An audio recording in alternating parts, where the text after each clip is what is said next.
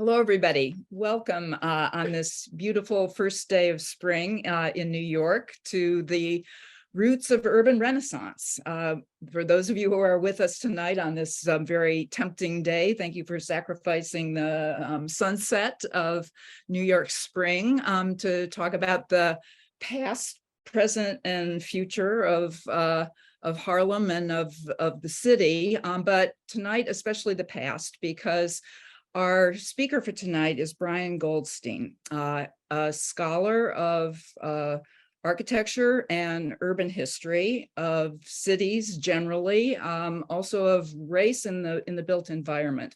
And Brian is a professor, associate professor at Swarthmore College.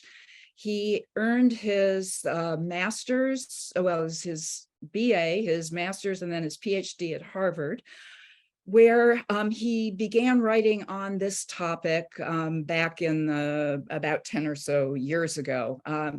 The book, The Roots of Urban Renaissance, have been, were first published in 2017 in the book of the same name by Harvard University Press. And it's now just come out in a new edition, in a paperback edition, and we'll give you the discounted price coupon later so that you can find this conveniently and read the book, which I'll hold up for you here on your own, rather thick academic compendium. But we are looking to this new edition has been issued in a somewhat different context of politics and well, certainly the life of the city over the past not just 3 or so COVID years, but the separate crisis that of the urban crisis that we've had over the last part of the decade through issues of race and gentrification that have really come to the fore. And in looking at the roots of these problems, Brian has now for many years studied the context of New York and especially Harlem in the 1960s forward. And so I'm not sure if Brian is going to be on the screen right now, but he will be on in a moment. But before I hand the screen over to Brian for a presentation of about 30 or 35 minutes, I'd like to also introduce one of the board members of the Skyscraper Museum, our friend Richard Eady, who is perfectly suited to be the discussant on this book tonight, because he's really lived a lot of the history that you see, well, at least from the maybe late 1980s and forward. So Richard is, and let me read from what you can all see below here. He's now an executive managing director at Savills, New York, a brokerage company. And he recently stepped down from his seat on the New York City Planning Commission, where he served since 2002. So he's seen broadly the changes in the planning initiatives across the city through the last 20 years or so. But he's been especially invested in his experience in Harlem, and he held a number of state and city appointed government offices during these years. And he was also serving as the executive director and CEO of the Harlem Community Development Corporation. He was also the deputy bureau president of the Bronx. And he's held a number of other positions in the not-for-profit sectors and in housing development. So I want to, since I'm giving Richard a longer introduction than I am Brian right now, because I'm looking at Richard, I want to, they'll both come on in order to have a discussion at the end of Brian's remarks. But I wanted to mention in Richard's own words, since he may not say it exactly the same as he begins to converse with Brian, that this lived history of Richard's over the last 20 years or so, he described in an email to us earlier. And he said, while heading the Harlem CDC, my office was in the State Office building. I issued the RFP and selected the developer for the Harlem Center, and later as a broker also represented the National Urban League in the search for their new headquarters there. So I think Brian is going to focus in on this particular block where Richard has concentrated a lot of his professional career, but we hope that the discussion too will be broad and expansive about these issues of community development, urban development, and the issue which is so ubiquitous today in our discussions, gentrification. So let me invite Brian to come onto the screen and share his screen now. And there he is. So here is Professor Brian Goldstein. There you go. Well, first of all, Carol, thank you for the introduction. Thank you also to Dan Barrero for helping to arrange this event and for moderating the many different windows going on in any Zoom event. And I want to especially thank Richard Eady for joining me tonight. I'm very excited for our conversation. I was slightly terrified when I realized the intricacy of the connection between Richard's professional career and the things that I write about. Although, as I've learned in talking with him a little bit, he's wonderful, and I'm very excited about our conversation and the chance to think through some of these events with somebody who experienced them in multiple ways. Lastly, I want to thank our audience for joining tonight. I'll begin with a brief overview of my book, The Roots of Urban Renaissance. And to start, I'll turn to the eminent sociologist Kenneth Clark as he gazed upon Harlem in 1965. Though he had long lived there, his take was not positive. Here's Clark, and I quote, "The most concrete fact of the ghetto is its physical ugliness, the dirt, the filth, the neglect. In many stores, walls are unpainted, windows are unwashed, service is poor, supplies are meager. The parks are seedy with lack of care. Everywhere there are signs of fantasy, decay, abandonment, and defeat. People seem to have given up in the little things that are so often the symbol of the larger things." Clark was writing in his classic Dark Ghetto. The book largely focused on Harlem, the most famous African-American neighborhood in the United States. The title, Dark Ghetto, suggests what Clark saw there, a story of despair, deterioration, and decline that touched the community's buildings and people. Clark was hardly alone in this assessment. Photographer Gordon Parks painted much the same portrait a few years later in his famous Life magazine essay, A Harlem Family. Parks depicted the hunger, poverty, and violence that daily haunted the Fontenelle family, as his image of their apartment building here suggests, in shadow with only the glow of two signs advertising liquors. Parks may have used a different medium, but did not contest Clark's conclusions. But 40 years later, the most notable sign glowing over Harlem was not that of a liquor store, but the refurbished marquee of the Apollo Theater. Nearby stood new shopping centers whose palette was not the opaque brick of the Fontenelle's tenement building, but glass and steel showing a hive of activity inside. New middle-class residents were refurbishing brownstones, shopping at boutiques, and dining in fashionable restaurants. Harlem's population had approached 600,000 in 1950 before beginning a decades-long descent, bottoming out at 334,000 in 1990. But by 2010, the neighborhood had added 45,000 residents, and that year, median household income in central Harlem had reached over $35,000, which was an inflation-adjusted growth of 250% since 1950. This undeniable physical and social transformation even earned its own nickname, one that referred back to Harlem's heyday. This was its second renaissance. Harlem's transformation was more than a local story. It also came to symbolize a national one that saw many urban centers transform from America's mid-century urban crisis to what came to be known as the urban renaissance. In 1968, the National Commission on Urban Problems reached a bleak conclusion about US cities. Quote, "After our inspections, hearings, and research studies, we found conditions much worse, more widespread, and more explosive than any of us had thought," unquote. Yet by the 1990s, reporters sang a very different tune. In one CNN story, as they said it, cities were hot again. Rather than a scapegoat for the country's problems, cities became the image of cool in TV sitcoms. They became the inspiration for new suburban developments that mimicked downtown streets, like this maybe improbable view of one on the right of the slide in Louisville in the suburbs. By the early 2000s, the idea of a full-on back to the city movement seemed entirely convincing.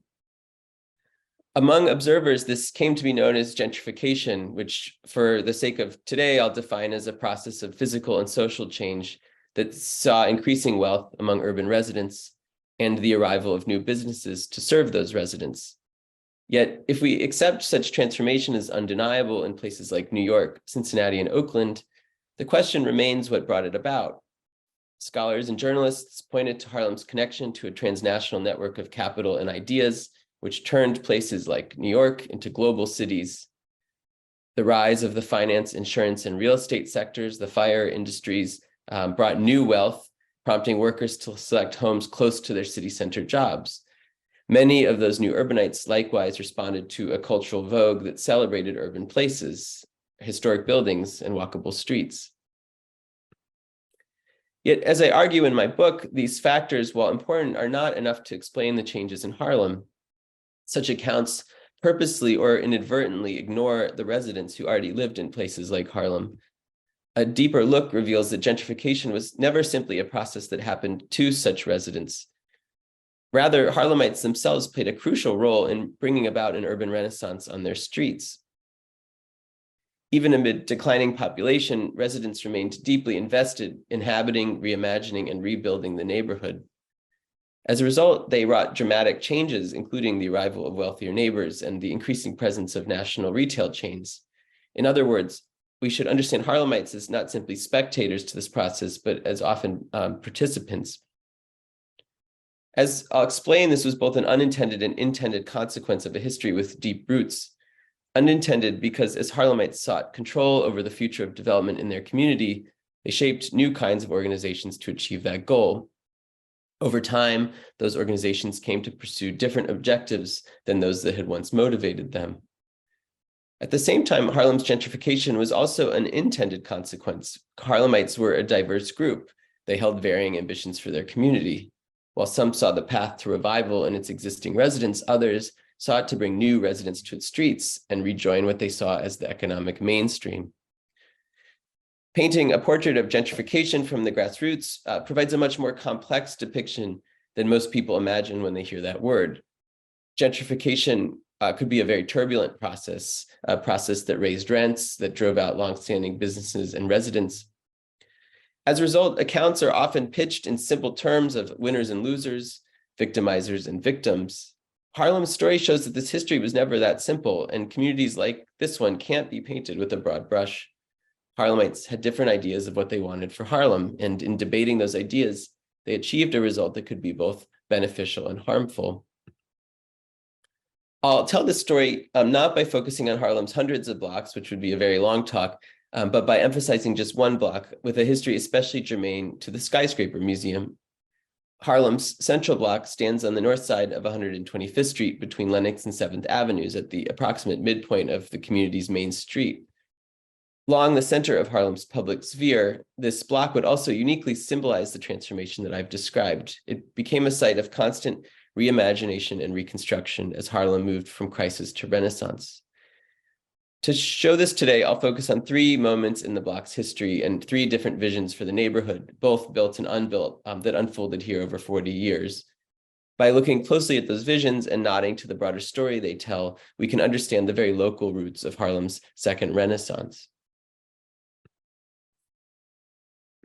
The first of these visions took place in summer 1969, and it's depicted here in a photo that at first may not look like much. We see a large windswept site. But looking closer, you'll notice a green and white striped tent, the flag in the foreground, smaller tents to its left and right, simple wooden shelters, and people. People were living on this site, which was not just any site, it was Harlem's central block, the one that I showed you a moment ago with Malcolm X standing before it. And the buildings, as you can tell, had recently been demolished. But this cleared block did not remain empty for long. On the night of June 30th, 1969, Harlemites cut the fence and moved onto it illegally. They gave it a new name, Reclamation Site Number 1. Reclamation Site Number 1 is the first stop in this talk because it symbolizes a moment when Harlemites demanded control over the future of their community. They insisted that it should be rebuilt both by and for its existing residents. They contended that outsiders were not necessary for revitalization. We see this in the very name, reclamation, suggesting that something was being reclaimed, and number one, suggesting that this was the first such reclamation. But we might ask, what exactly were they reclaiming this from? For much of the post-World War II period, Harlem had been the site of an intense process of government-led redevelopment known as urban renewal. Urban renewal rebuilt American cities at a time when the middle class was fleeing to the suburbs. Officials subsidized the purchase and clearance of vast tracts of urban land to be redeveloped by public and private interests, often for uses intended to bring the middle class back. Housing was one such use, as was the famous example you see here, Lincoln Center, which, as you all know, I'm sure, is New York's major performing arts complex. While we can potentially understand the ways that this was a sort of rational response to post-war circumstances, at least for mayors and officials who were, facing cities that were losing their tax base, the reality is that urban renewal had harmful effects in most cases. The areas targeted for clearance were often inhabited by low-income people of color. Harlem was no exception, and by the mid-1960s, hundreds of its acres had been turned to middle-class housing, had been used for institutional expansion, or had become the site of public housing intended for people who were displaced. Those uprooted grew very frustrated with the human costs of urban renewal, and especially with their lack of control. That frustration intersected with the ongoing civil rights movement. Civil rights activists famously demanded voting rights, desegregated schools and housing, and access to public accommodations. By the late 1960s, however, younger activists had grown frustrated with those demands, which seemed gradual and ineffective in the face of violent resistance. They offered a more radical approach to civil rights, which became known as the Black Power movement. Black Power activists argued that instead of seeking to diminish majority-minority neighborhoods through integration, African Americans should see their neighborhoods as centers of power and demand self-determination. And specifically, they shaped an idea called community control, a notion that Black Americans should have control over the institutions in their communities, including schools and political representation. And in response to urban renewal, they also demanded control over development. And the image here, one of my favorites, shows Stokely Carmichael, who's one of the philosophers of the Black Power movement. And I love it, of course, because he's described as an architect of Black Power, which reminds us that Black Power was really about space, about spatiality and the control over space. It was in this context that Reclamation Site number 1 rose as an architectural symbol of this idea. In the mid-1960s, New York State had announced plans to demolish Harlem's Central Block in order to build a modern 23-story skyscraper state office building. Many Harlemites had once supported the project. They saw it as a route to needed jobs and investment. But in the Black Power era, this project threatened growing demands for community control. Opponents contended that this would be the first step in a takeover of Harlem. First, the state's building would rise, then Harlem would slip into the hands of outsiders who were usually cast as wealthy white people. Faced with what they saw as an existential threat, young radical Harlemites who called themselves the Community Coalition staged a different sort of redevelopment to reclaim the site. Their arrival here in June 1969 began an effort to stop the state's building, but also to shape the site to their ideal vision of Harlem. Unlike the state, which favored the middle class, the folks who took over the site emphasized the value of Harlem's present inhabitants. This is a quote at the time from the Community Coalition. They said, "We intend to see to it that the primary concern in all redevelopment designs for Harlem is for the human beings who live here now." To bring this about, they modeled a self-determined approach to design and construction at Reclamation Site number 1, one that turned modern redevelopment on its head. Unlike the state's austere tower, this involved an informality that reflected the democratic process reshaping the site. Activists erected 5 tents, a field kitchen, and raised their red, black, and green flag, which was a reminder of their radical ideals. As one occupier explained, quote, "Red for the blood we have shed, black for our blackness, and green for our land, which we are demanding," unquote. Others inhabited an old bus, the large striped tent, and self-built wooden structures. Embodying the idea that this should serve Harlemites first, they turned the program toward the needs of neighbors, many living in poverty, with resources such as a health clinic and daycare. This community, which one reporter described as a compliment as a tent and shanty liberation town, functioned as a carefully designed cooperative enterprise. Residents shared responsibilities on site. Each day, occupants cooked a meal over an outdoor fire, depicted here on the left, free to anyone who wanted to partake. And frequent events, including festivals, rallies, political seminars, readings, and performances, restored the block's role as the center of Harlem's public sphere. Though the few existing images cannot give us a full picture of life on the site, and I should say the folks who occupied the site did not allow photographers on the site, so the very few photographs were just from the couple people who were sort of sanctioned photographers, and they didn't leave much of a record. But even in these few images, we can see a place where spatial transformation played a crucial part in enacting the goals of community control. This was a space centered on the everyday life of Harlemites, a place that served both a symbolic and literal role as the people's redevelopment. Site occupants intended their temporary settlement to be the foundation for a more permanent proposal determined by Harlemites. They often asked neighbors the question, "What would you like to see on this land?" To answer, they collaborated with like-minded architects who drafted 3 schemes as the basis of a community conversation about Reclamation Site No. 1's future. All departed dramatically from the state office building, perhaps less in the modernism of their forms, but certainly in their emphasis of their programs. These all focused on mixed uses and community needs. The first of these, seen as illustration A, included a Black cultural center, offices, a festival plaza, and 1,000 low-income housing units. The second, B, included a high school, public auditorium, and 200 housing units. And alongside offices, the third also included educational facilities, social services, a gallery for Black arts, and a theater. Reinforcing this as Harlem's democratic public space, activists invited Harlemites to vote on these schemes in a poll.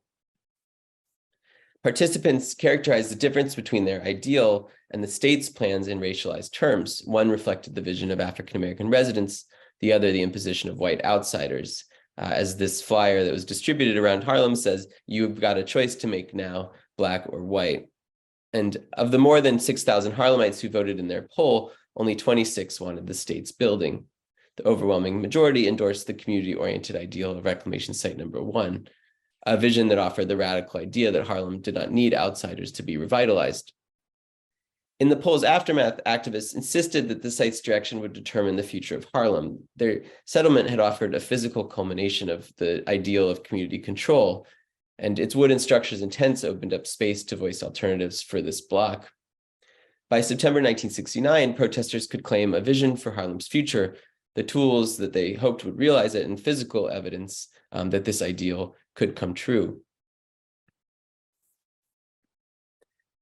Despite the intentions of Reclamation Site No. 1, however, the second vision that I'll examine for this block indicates that the highest aspirations of the community coalition would not come to be. While it proved relatively easy to imagine a radical redevelopment of these acres, and even to begin to bring that about, a permanent realization of activists' ambition would prove more elusive. And that becomes evident if we look at plans for the site that prevailed by the late 1970s. On the left in this elevation stands the state office building. Despite activists' best efforts, the state succeeded in completing their project. And on the right, we see its proposed neighbor, the Harlem International Trade Center. If Reclamation Site No. 1 had symbolized the idea that Harlem's revitalization would consist of a radically democratic, community-controlled, and community-serving redevelopment, this drawing offers a very different idea. Specifically, the Harlem International Trade Center symbolized a vision of redevelopment through big commercial projects, dominant in their presence on 125th Street. Unlike the state's building, however, these were not to be led by outsiders, but also they were supposed to be led by Harlemites, but Harlemites whose ambition for development and its intended beneficiaries differed dramatically from that of Reclamation Site No. 1. So we might ask how plans for this block went from a tent and shanty liberation town to the Harlem International Trade Center in just a decade. This outcome was the consequence of debates between Harlem's different factions during the 1970s, and specifically between Harlem's radicals and its moderates. And in particular, such debates unfolded within the walls of new organizations sparked by the dream of community control espoused at Reclamation Site No. 1. New community-based groups formed to pursue the ownership and development of Harlem's land. Yet these organizations and their goals became the centerpiece of conflicts over the proper course that Harlem should follow. Mirroring the shift from reclamation site number 1 to the Harlem International Trade Center, they transformed throughout the 1970s as Harlemites debated what exactly community control meant. Despite radical origins, in time, such organizations moderated their answer, leading by the 1980s, as we'll see, to the kinds of projects that the Trade Center represented. This shift took place in several newly formed organizations, but I'll focus on one especially revealing example, the Harlem Urban Development Corporation, which I'll refer to as HUDC, Harlem Urban Development Corporation, an entity that I write about at length in my book. HUDC followed directly from activism at reclamation site number 1. In September 1969, New York's Governor Nelson Rockefeller ordered the clearance of activists' settlement and the start of state office building construction. And as you can see from this image, that clearance proceeded forcefully with the removal of radical protesters and also the bulldozing of the structures they had built. But the state was maybe surprisingly eager to ease tensions, in part by creating an autonomous organization that would enable Harlemites to shape their land. And this was the role of HUDC. HUDC was politically and financially backed by the state, but explicitly intended to provide Harlemites with control over development. It was intended to be run by Harlemites. The organization's initial focus was the block at the center of the story, especially the land around the state office building. Through HUDC, Harlemites were to determine the fate of this land, but they disagreed about both the role of the organization and the destiny of that acreage. And in those conflicts, we see the larger transformation from the collective, broadly beneficial vision of Harlem's emergent radical activists to a much narrower vision that largely represented the interests of its established moderate power brokers. Looking closely at HUDC shows that this transformation occurred as the result of two intersecting factors. The first was the intransigence of the very radical figures who had staked their claim at reclamation site number 1. While the state led the removal of activists, the officials responsible for creating HUDC saw the inclusion of their radical viewpoint as essential to a broad-based organization and to successful development of this bloc. To put it simply, state officials wanted radicals to be part of HUDC. State officials offered this group of ideologically diverse Harlemites the right to determine both development on the block and the purpose of the skyscraper. Officials also promised that the skyscraper could house only community-oriented functions like job training. But even as such offers seemed to meet radical activists' demand for development that catered to Harlemites, those activists refused to participate in HUDC. And if we had to name one reason, we'd look to the appearance and meaning of the state's skyscraper. While the state offered to transform the controversial towers program to align with the vision of reclamation site number 1, it refused to abandon the structure itself. For officials, the building served as a symbol of their continued power in Harlem at a moment when that power was under threat. Yet that very symbol suggested to radicals that the struggle for reclamation had not yet succeeded. Instead of a brokered negotiation, they demanded a neighborhood referendum on the block's development, and that was a concession that state officials opposed. Radicals were principled in their idealism, but their refusal to compromise their demands had the opposite effect from what they had intended. It isolated them from HUDC's leadership and development activities, which would continue with or without them. State officials understood that Harlem was made up of many communities, and when radicals refused to cooperate, officials continued on with other partners. This speaks to the second factor that gave rise to the vision symbolized by the Harlem International Trade Center. Moderates in Harlem saw the formation of HUDC and debates over the exact meaning of the ambiguous term community control as an opportunity to increase their influence in the neighborhood. They found an open door with the refusal of radicals to soften their demands. And with that refusal, Harlem moderates, who had long been at the helm of community institutions like banks and churches and the New York Amsterdam News, offered their alliance to officials. Like Harlem's young radicals, these moderates saw community control as development determined by Harlemites, but their conception focused on very different means and ends. Instead of democratic participation, they insisted on their ability to speak for their neighbors. And instead of far-reaching benefits, moderate leaders often embraced approaches that would increase their own power and resources. And the evolving plans for the block that I've been discussing best exemplified this. Amid early efforts to include activists, the state hired an architect who came from radical ranks to draft plans for the block. That architect, Max Bond, traced a scheme that maintained the ambitions of Reclamation Site Number 1 for community-serving land uses, including housing, education, and cultural and political programming. But the moderates who came to control HUDC showed little interest in those ideals, instead pushing for development plans that were profit-oriented and commercial in nature.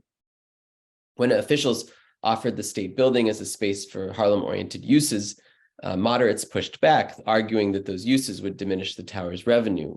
And similarly, on the adjacent land, they resisted proposals to build community facilities and housing alongside commercial land uses. The multi-use plan of Max Bond's firm, Bond Ryder Architects, had formed the heart of the state's vision in 1970, but within 2 years, moderate board members had shrunk the plan to just a hotel and a convention center. Moderates supported such plans because they had much to gain from them. And in this way, we can say that their vision for this block was premised on benefiting Harlemites too, but a much narrower spectrum of Harlemites through profitable development. A telling example came when HUDC sought proposals from developers for the block. After initially picking a winner, board members changed their mind, insisting that they had a right to submit proposals too, despite the obvious conflict of interest involved in seeking to profit from the activities of the very organization that the board members were leading. Such efforts were fundamentally very self-interested. They were indicative of moderate leaders' understanding of community organizations as a means for personal gain, if not monetary gain, then the gain of power. And it would be too simplistic to say that those ambitions were purely the result of selfishness or corruption. Rather, they embodied a larger trend that saw community control reconceived as profit-generating development that leaders promised would eventually benefit the Harlem community. But the risks of this approach were very clear. It kept power in the hands of Harlem's already powerful. It was fundamentally less democratic than what Reclamation Site Number 1 was imagined. It also interpreted benefits only as financial benefits, and it relied on the goodwill of leaders to ensure broad distribution of profits. The International Trade Center was the culmination of this vision of Harlem's development future and also exemplified its risks. The Trade Center, first proposed in the late 1970s, was to include a hotel, conference center, and office tower dedicated to fostering trade relations between the United States, African countries, and the Caribbean. And standing tall, it echoed the state office building in its modern form and also in its approach. It was conceived far from the influence of the young activists who had demanded the right to shape this land.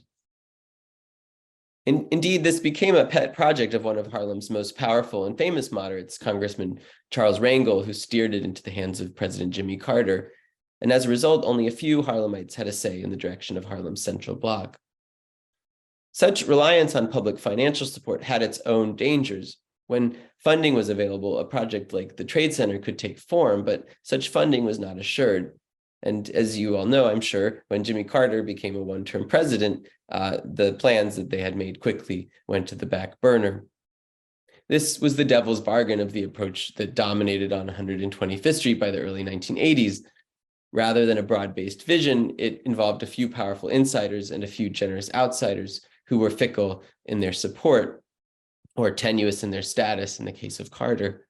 As a result, Harlem was left with unrealized plans, a large, mostly empty lot at its center, and the sunset of the hard-to-achieve but ultimately more self-reliant vision of those who had once occupied Reclamation Site Number 1. This brings us to the third vision for Harlem's central block. A brick and glass tower rising above a row of chain retail and the state office building looming in the background. As this suggests, while plans for a Harlem International Trade Center went unrealized, by century's end, new development would rise on this site, and this development would be commercial in nature too, though motivated by different ambitions than HUDC had voiced a couple decades earlier. This structure is Harlem Center, an $80 million complex completed in 2003 with offices and national retailers like Marshall's, CVS, and Staples. On first glance, such a structure might not seem so remarkable, Projects similar to this rise on many urban sites. But when we remember that this was the very land that held activists' tents as reclamation site number 1, we begin to see the distance that Harlem's Central Block had traveled in just 30 years. In closing with this example, I want to emphasize that this did not represent an inversion of Harlemites' dream of controlling development, but in many ways an achievement of it. Yet the distance between chain retail and low-income housing or a high school, the things that the Community Coalition imagined, suggests the irony of that achievement, as well as the many costs and benefits the development of this site brought by the new millennium. Harlem Center rose with the decline of HUDC, the Harlem Urban Development Corporation, in the 1990s. In many ways, HUDC's early contradictions brought its eventual downfall. On one hand, HUDC's reliance on public funding continued to be problematic. As the backing of Representative Rangel suggested, HUDC became a stronghold of moderate Harlem Democrats. But even in New York, Democratic governance was not assured. 1994 saw the election of Republican George Pataki as New York's governor, part of the conservative wave election that year. Pataki owed little to New York City. He soon cut funding to the state's largest city and transferred it to his base upstate. HUDC, terminated in 1995, was among the victims, and so was the languishing International Trade Center. On the other hand, issues of self-interest, which had bubbled up among HUDC leadership from its earliest days, persisted. When the new governor shut down HUDC, the state investigated the group's activities throughout its 25-year history. And despite the political nature of its shuttering, the state found fairly inarguable proof of endemic conflicts of interest, overbilling for services, poor record keeping, and unpaid taxes. Those kinds of failures undermined the good that the organization had done, especially in building housing, while raising serious concerns that made it difficult to defend. But the dream of community control did not die with HUDC. A new generation of organizations emerged to assume that mantle. And one in particular gained with HUDC's losses, the Abyssinian Development Corporation, which I'll just refer to as Abyssinian. In the 1980s, federal funding to cities severely declined. In that context, new kinds of community-based organizations formed to gather what funding remained from private foundation, state, and local sources.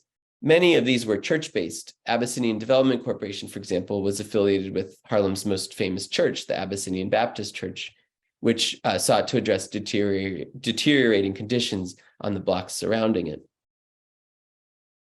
Abyssinian's success largely derived from the leadership of the church's minister, Reverend Calvin Butts III, who died just last October. Butts was a political pragmatist. He was willing to pursue any alliance that might allow his organization to grow. Butts had declined to endorse any candidate in the race that Pataki won, and that proved a very fateful decision. The new governor saw a gateway to a new audience in Butts, whom he rewarded with a seat on the board of a new statewide development organization. And Butts in turn saw Pataki's support as the means through which Abyssinian could move to a new scale in its development activities. Governor Pataki's administration moved to turn the land east of the state office building into a new commercial development. The state's conservative leaders touted private sector investment as the road to revitalization, arguing that Harlem was an untapped market with tremendous potential. But this vision was not Pataki's alone, and it was not strictly a conservative orthodoxy. It largely mirrored the urban policy of the Clinton administration, and it crucially also mirrored the ambitions of groups like Abyssinian. Specifically, Abyssinian argued that Harlem was under-retailed, and it had suffered by its exclusion from what it described as the economic mainstream. The idea of the economic mainstream was a very common concept at this moment. Following ascendant thought in business circles, they shaped a vision focused on what economist Michael Porter called the competitive advantage of the inner city. Rather than tying future success to government investment, the theory of competitive advantage suggested that places like Harlem needed to tap their existing strengths. And one of those strengths, Porter's argument was a large base of consumers who are not presently served by an adequate number of stores. And Porter touted chain retail, and chain retail's appeal in a place like Harlem was that it came with a concept, it came with training, and it came with capital. And it's worth noting parenthetically, a somewhat obscure business theory that many of our audience maybe haven't heard of is actually profoundly influential at this moment in a way that I think is a little hard for us to measure, but I can simply say that Michael Porter was, for a very long time, the most cited scholar at Harvard University, with his name mentioned in hundreds of thousands of academic papers, not to mention its crossing over into the public discourse. So these were very influential theories, especially in development circles and economic development circles at this time. Unlike its predecessors in the 1970s, this vision of competitive advantage, especially through chain retail, prioritized commercial development, but not as a means to benefit only the few Harlemites who would reap profits. Instead, the argument was that rejoining the economic mainstream was a means for broad improvement in communities like Harlem. The ascendance of this view opened the door for like-minded community-based organizations to jump into development at a new scale. And here, the personal history of Abyssinian, of Butts, and of Pataki proves essential. When the state sought proposals to develop the long empty land east of the state office building, Abyssinian submitted their proposal for Harlem Center in partnership with developer Forest City Ratner. And this is certainly something that Richard and I can explore further, because Richard was very much at the desk receiving this proposal. And very justifiably will point out that the state did not necessarily design the project specifically for Abyssinian, but for anyone observing, there was really no doubt that the political capital that Butts had built was valuable. And when officials selected Abyssinian's proposal in 1997, very few wondered why. And Congressman Rangel, always good for a quote, put it fairly simply, at least what the view was from those observing. He said, "You support somebody and they support you." A very simple calculation that has fairly profound effects in the world of politics.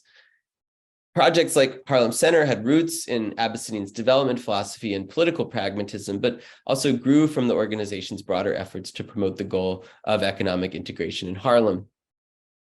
In the late 1980s and early 1990s, Abyssinian's reputation had grown as it ambitiously pursued housing development for low and moderate income residents, but also eagerly sought to bring the middle class back to Harlem. In projects like this, what called West 131 Plaza, completed in 1993, which had 36 market rate condominiums, Abyssinian worked to change Harlem's population. Though some viewed more affluent neighbors as a threat, groups like Abyssinian saw a mixed income population as a solution to Harlem's problems of entrenched poverty. And just as they later argued that Harlem needed to rejoin broader economic markets, they contended that Harlem needed residents of many incomes to create economic stability, and this belief was informed by their reading of emergent sociological thought, especially the work of William Julius Wilson, another very influential public intellectual at this time. Such community-level efforts laid a foundation for Harlem Center by providing more residents with more means. A population of growing affluence fueled retail development beyond Harlem Center too, likewise involving community groups that saw their task as rejoining Harlem to the perceived economic mainstream. Other Harlem organizations took part in building Harlem USA, the neighborhood's first shopping mall, and in constructing the first supermarket on 125th Street, the Pathmark you see here on the right. Though all featured national retailers, all were also built on a foundation of community development that claimed direct and indirect origins in the movement for community control that had once shaped Reclamation Site Number 1. By the new millennium, physical evidence like this proved that Harlemites had achieved a central role in urban development, but at the same time, few could agree on the ultimate meaning of that role as Harlem began to change very quickly. As 125th Street transformed physically and socially throughout the early 2000s, it became a symbol of gentrification. In 2003, the New York Times wrote of, quote, "a new Harlem gentry in search of its latte," unquote, as it chronicled the life of residents who found it ever easier to find a salon or a cafe.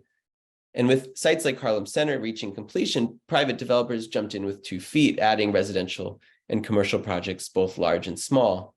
By the mid-2000s, one could buy a brownstone for several $1 million or could shop at Foot Locker or H&M just feet from Reclamation Site Number 1.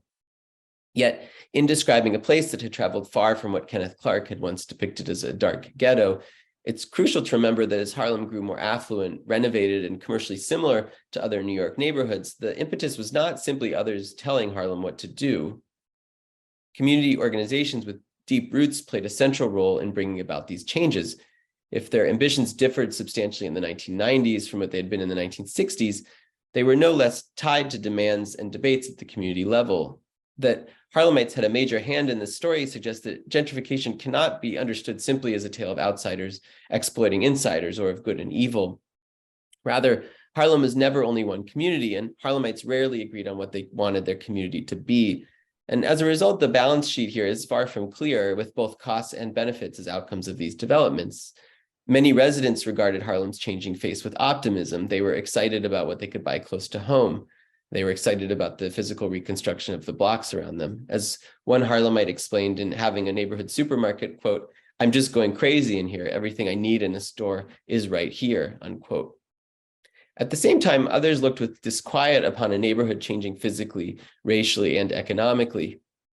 Integrating into broader economic markets came with real costs, including the fear that transformation would go too far. And again, food was instructive here, a different resident reflecting on the changing items in her aisles. And I quote, "The bodegas are gone. There's large delis now. What had been 2 for $1 is now 1 for $3. The food's being sold feta cheese instead of cheddar cheese. That's a whole other world."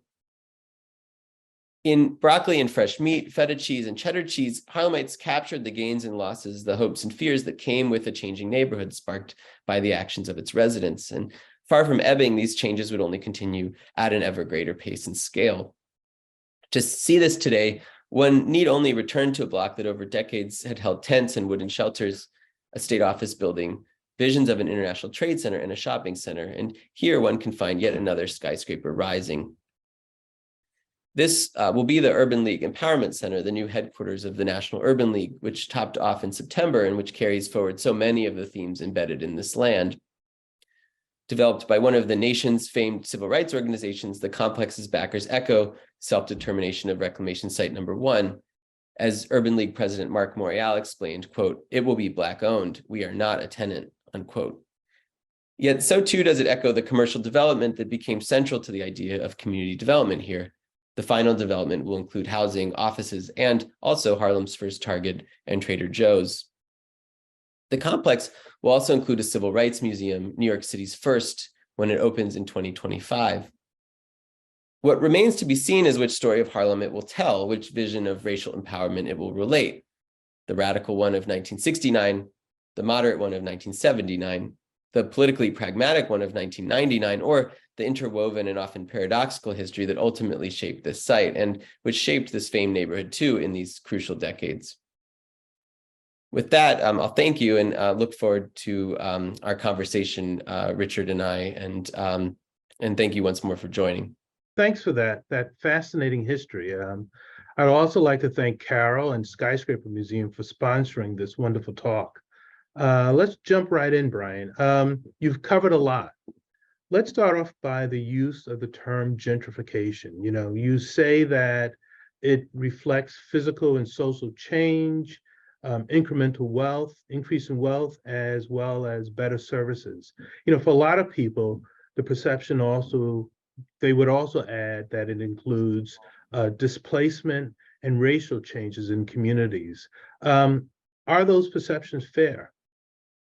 Yeah, it's an interesting question. I mean, I think, you know, it's a woolly word. You know, it's a word that has, I think scholars don't like it for good reason. And I admittedly don't love it either. But of course, it's the way that people have sort of characterized the things they see happening around them in cities, you know, just like urban renewal actually, you know, is not the most accurate term for what was happening in the post-war period. It was a, you know, name on a certain policy that actually was about urban redevelopment. So I will give that caveat, you know, that I too am not the #1 fan of this, but I think the racial displacement part is something that, you know, was in many ways hovering as a fear in the time that I write, really, you know, even in the early to mid 1960s, right? As you know very well, Harlem is on Manhattan. It's extraordinarily easy to get downtown on the subway from Harlem. You know, it's very easy if you work in Midtown or downtown to commute. So there was always this fear that Harlem was certain, and of course beautiful.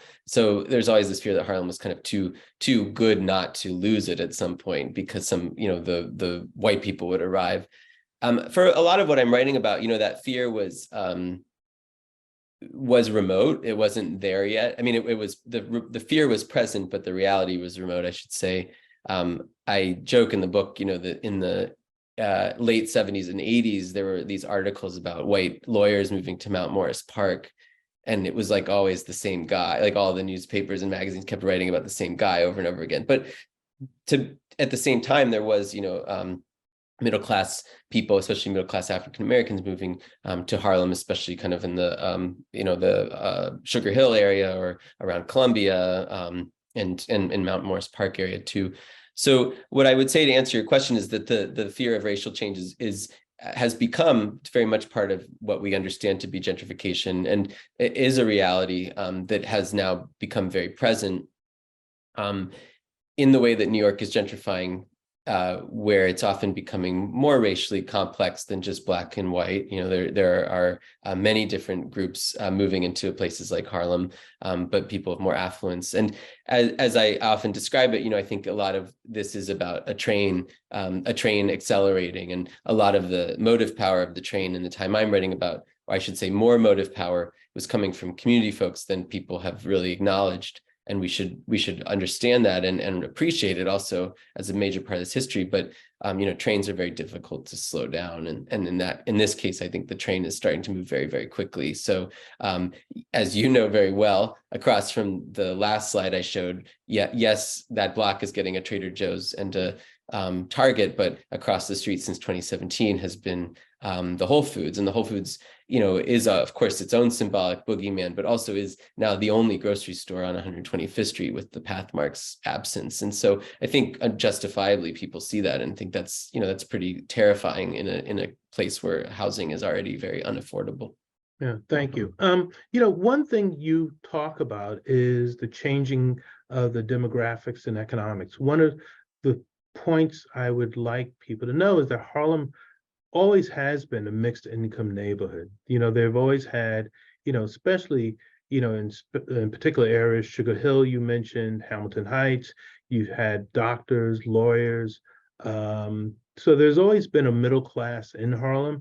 During the 60s and 70s, there was a decline in that population, but historically, it was always part of Harlem. And I think a lot of people, when they were looking to redevelop Harlem and take a lot of the lands that had fallen into disrepair and into city ownership. One of the things, we don't talk about much is the fact that a lot of the land in Harlem became owned by the city of New York in the 60s and 70s for a host of reasons, which, would be another talk. Owners failed to pay real estate taxes, and the city then took ownership of it. And part of the reason why we had the opportunities for the state office building site and others like it is because of that. One of the things I would also want to talk to you a little further about is the perception of crime. Towards the end of the Dinkins administration, crime started to go down and continued further falling under Giuliani, and who were the mayors at these times.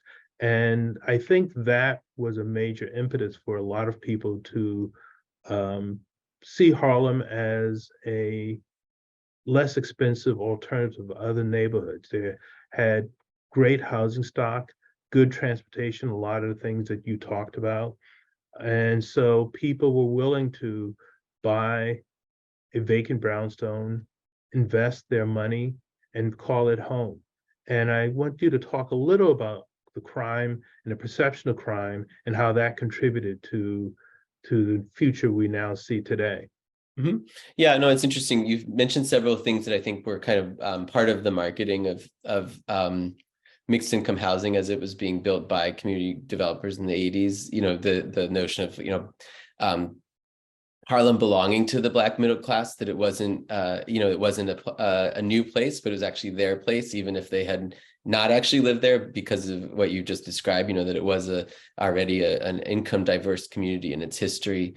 I think it's a really important part of the cultural history here, which is, that Harlem's symbolic meaning, even as it wasn't any longer the largest African-American neighborhood in New York City, was still very robust. And so the idea of, investing in your community was meaningful. And the crime aspect, I'd say, as historians always do, of course, this is a multi-causal process. And I think there were lots of inputs to this story of how Harlem changed. There's certainly the decline of the federal government's role in cities, but the unique way in which the Koch administration dove into housing construction across income levels in a way that New York hadn't seen for many decades.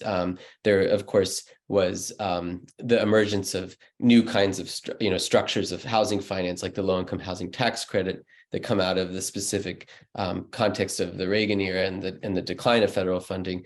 And I think too that the as you described it to me earlier, which is I think a really important point to make, and actually remarkably absent from this conversation, the idea that crime was declining not in New York City, as it's often described, but was declining overall in the United States in ways that sociologists have often linked to, a changing economy and the like, I suppose, lightly lifting of all boats, although never, of course, fully lifting everybody's boat.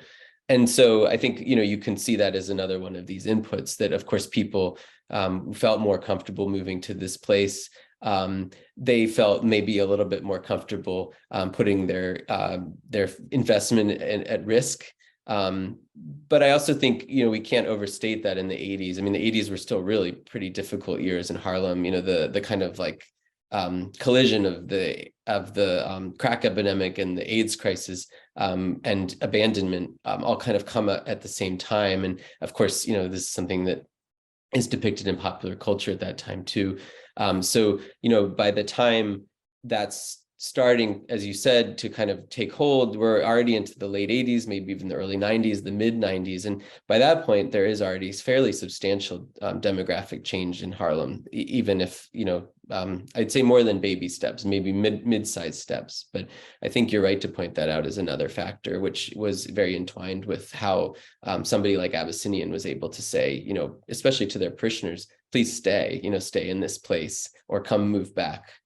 Because that's one of the crises that Abyssinian was facing. It wasn't just the danger of their block or seeing the buildings decay. It was also that it's a church. And as we know now from the, kind of ubiquitous conversation about church membership declining, Abyssinian was seeing its parishioners move. They were moving to Westchester County, they were moving to New Jersey. Some of them were leaving the church, and the older folks couldn't do that. And they needed to make Harlem, work for those people. So they start in, senior housing, things like that. But certainly you're pointing out one of the really important factors that I don't want to lose sight of, that or the others either.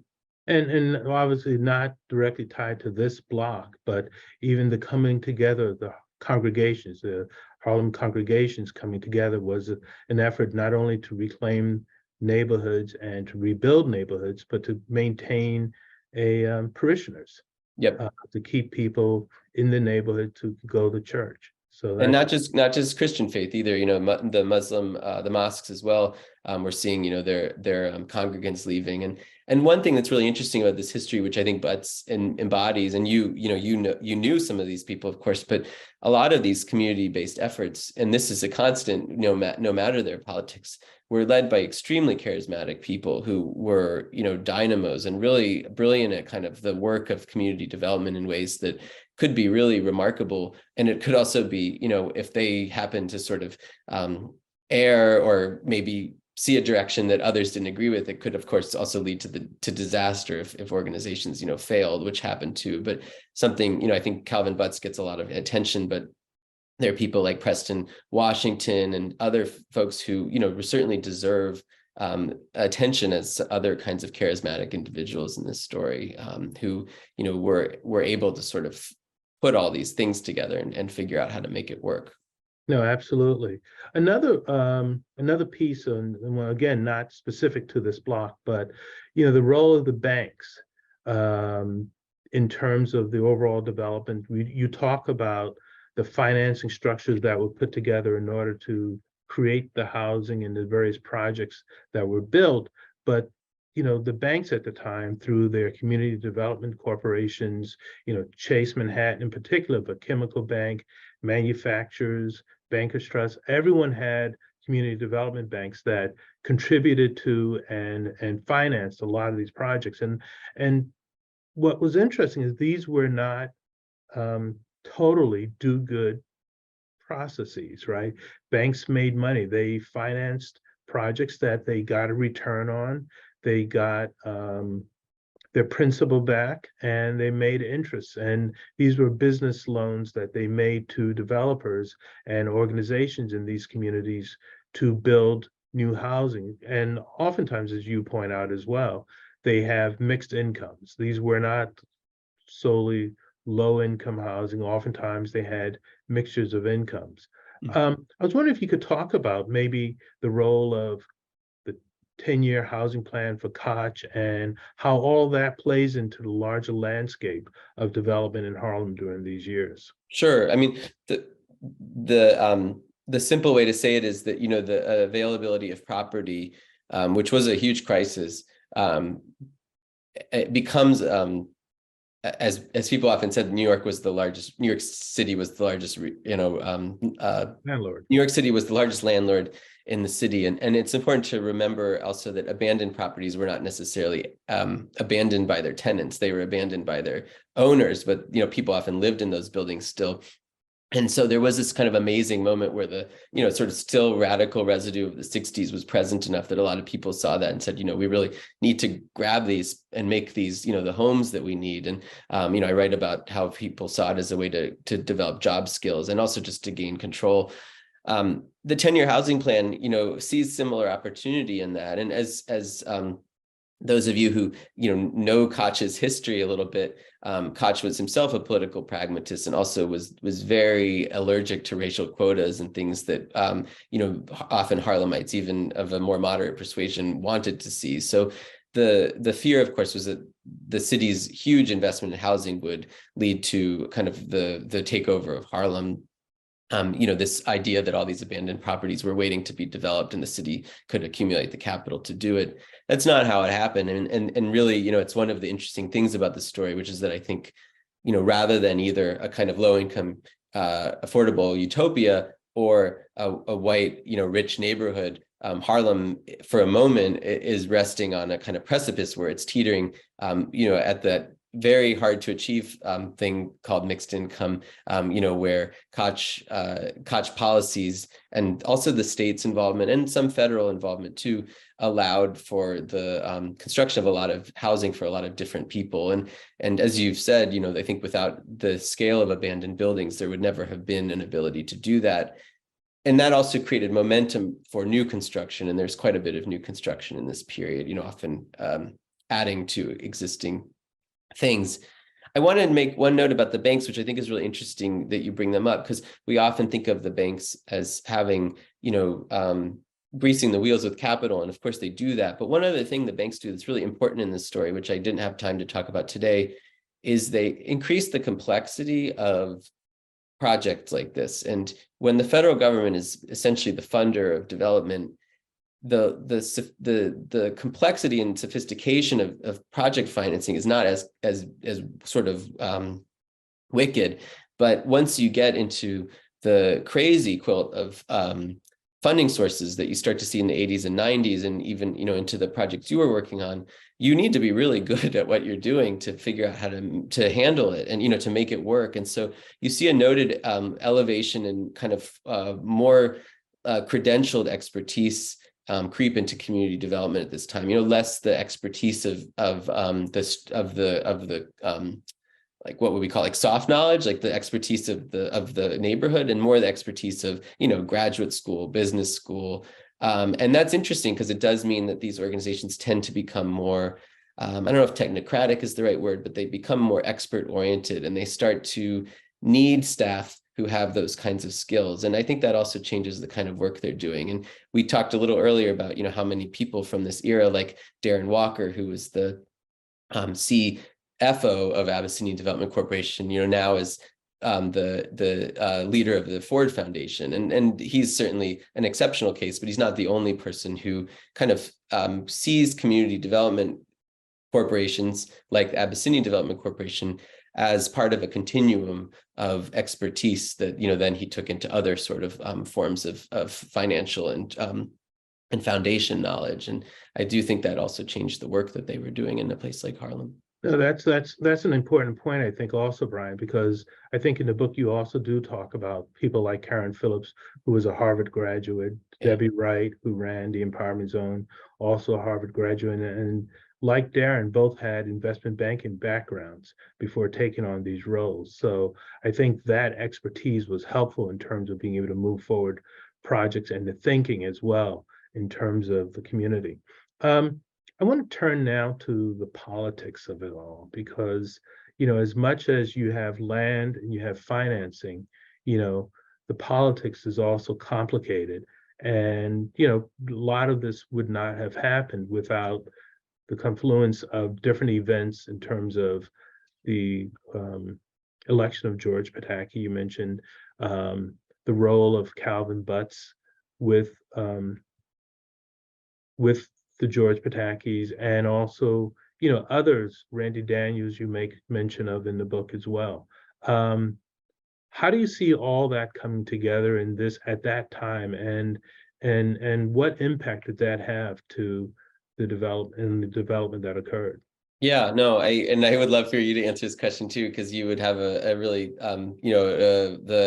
the answer of an oral history interview, which I be interested to hear you react to the question, but I'll do it briefly so you have time. I mean, I think one thing that happens is, Pataki, his ascent kind of I don't know what the right word is. It kind of breaks open a knot that is pretty tight, which is the knot between kind of the Harlem power brokers and Harlem community organizations. And, the connection between Rangel and HUDC is one example of this, but there's others too.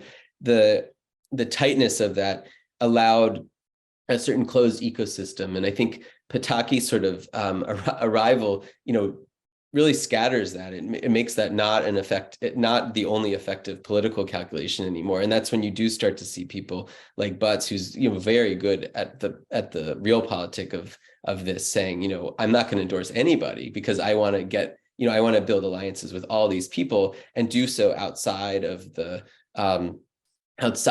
normal usual suspects. And in fact, Butts, as I recall, refuses to endorse Rangel for an election, and then sort of changes his mind when he realizes that that's not strategic either. But there is an interesting way that Pataki sort of scrambles the pot and forces people to make new kinds of alliances. And I think, that also leads to the end of HUDC, which also kind of takes a major entity out of the picture. And as you know really well, brings in new groups like HCDC and the Empire State Development Corporation instead of the Urban Development Corporation, that kind of, to my eye as a historian, clean the slate. They allow things to start in a new and different way, and the people involved also change. But tell me a little bit about how you would answer that question.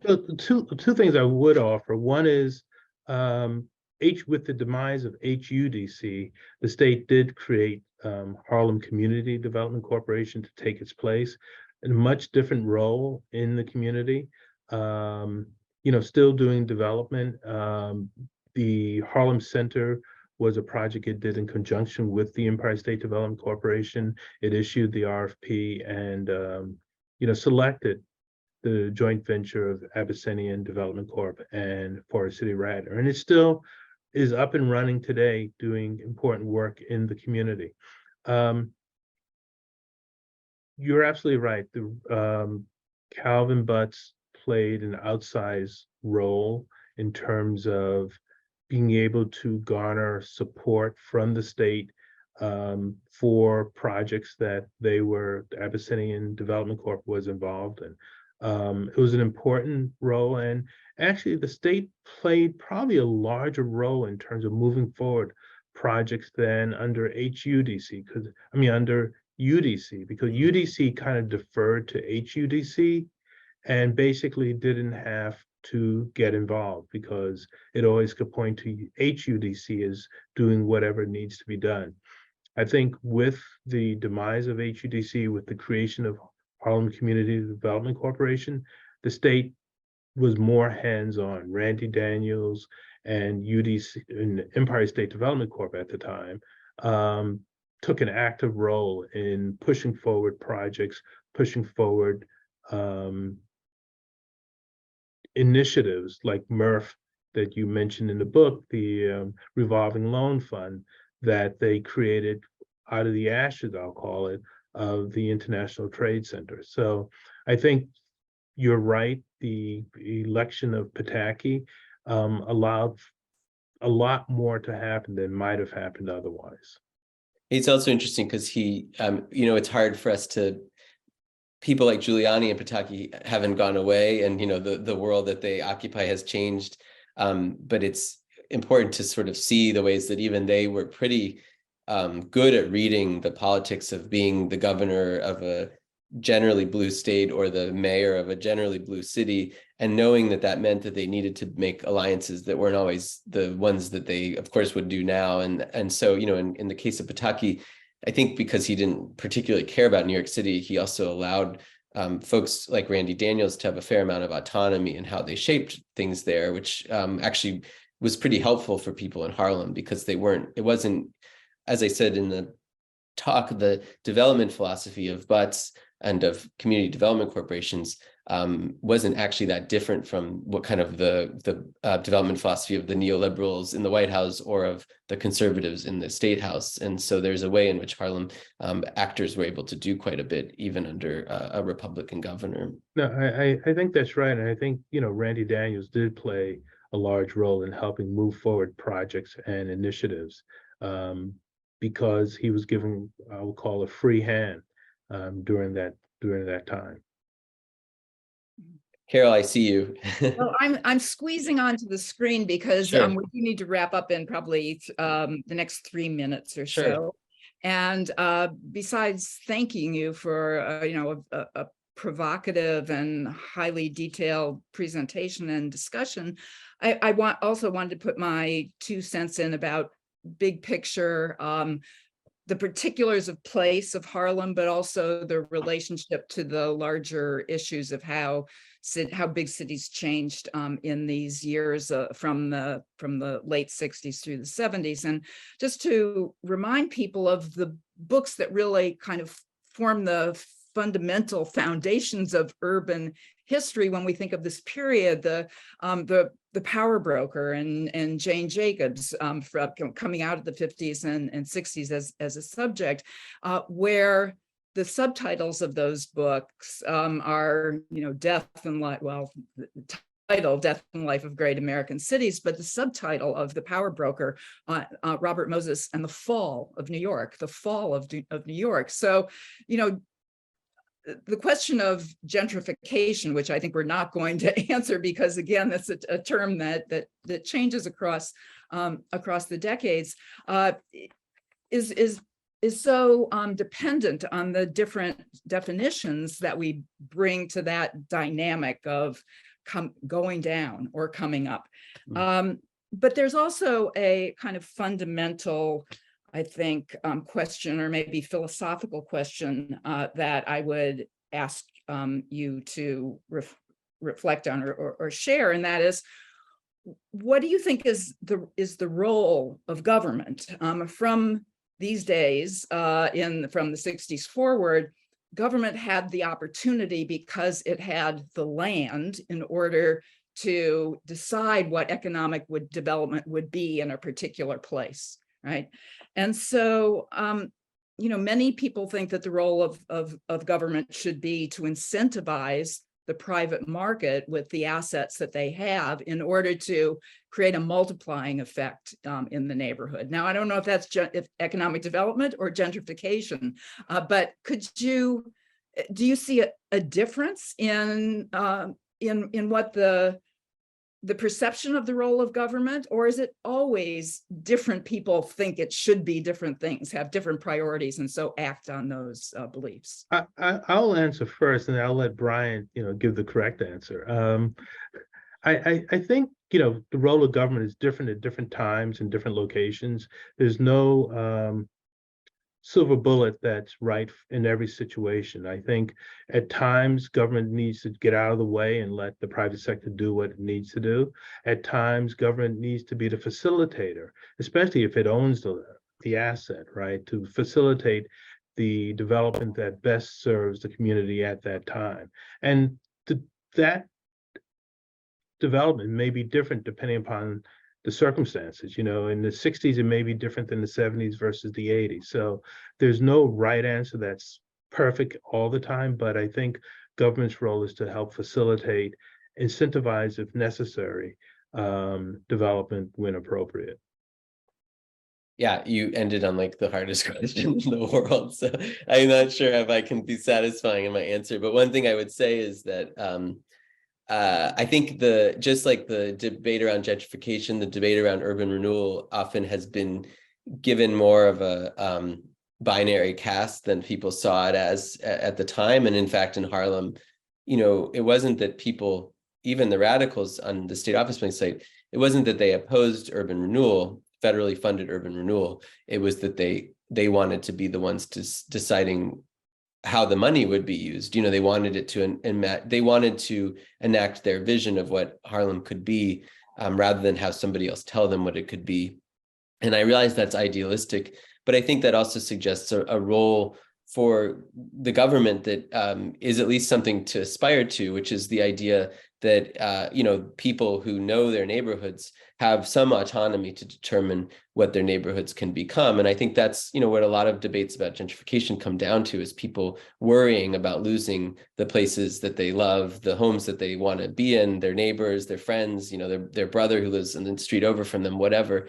And so the best, the kind of like Joshua Freeman working class New York framework of the 1960s was in New York that was caught its citizens, held them safe and ensured that they had some control over their lives. And that's something that has largely kind of left the room, and that is, I suppose, a bipartisan consensus. So from this historian's point of view, I think there's real lessons to learn from the somewhat utopian thinking of the 60s, where there was a place for both the individual citizen and a government entity to collaborate, I suppose is a word for it, even if it wasn't maybe traditional forms of collaboration. Thank Brian and Richard for being with us tonight and for bringing us such an interesting discussion. So bye, everybody. See you next time. Thank you. Thank you very much. Bye.